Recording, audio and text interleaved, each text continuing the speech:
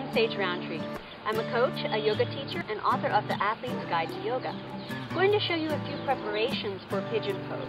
That's a fabulous pose for athletes, but it requires a big range of motion around the hips and some flexibility that some of us as runners don't have coming to the mat in the first few months of yoga practice. So I'm going to show you some preparations and then an alternative to Pigeon pose before showing you the full pose, so that if it is actually something that's available to your body, you'll be able to take it.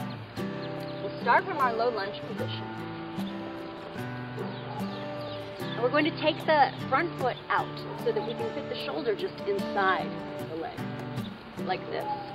This yields a groin stretch, a nice deep stretch for the back leg hip flexors.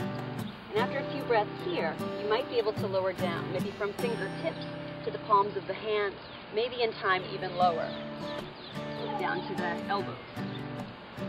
So a few breaths there, a first stage. Another good prep with the heel back underneath the knee is to twist toward your front leg.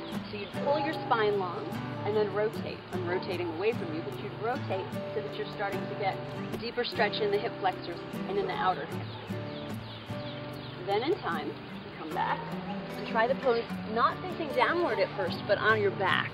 So you'll just turn your whole body over, recline, bend that formerly front leg, rotate the knee out to the side, and prop the ankle just above your bottom leg knee.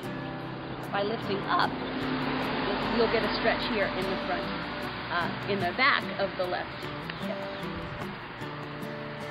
So this externally rotated, bent knee position is the leg of Pigeon pose.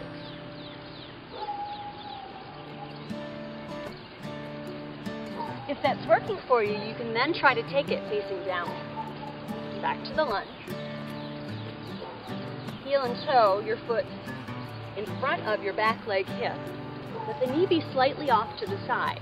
Keep your hands underneath you for support. Square your hips so they're square both in direction forward and in height off the ground. Here's where folks start to run into problems. If your hip is really tight, you're going to feel this as pain in the knee because something in the ball and socket is a little stuck and it radiates down to the hinge joint at the knee. So if you're feeling this in your knee, you can't take this pose yet. We'd have to prop you up or flip you back to your back. If this did feel healthy, in time your hands come forward and possibly down. And you're left with a wonderful stretch for the muscles of the left hip. The gluteus muscles, the piriformis around the IT band, and then of course for the back leg hip flexors. Pigeon as a forward fold is a fabulous stretch.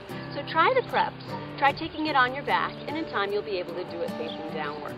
It's going to really help open up the structures that support you as you run. For competitor running, I'm Sage Roundtree.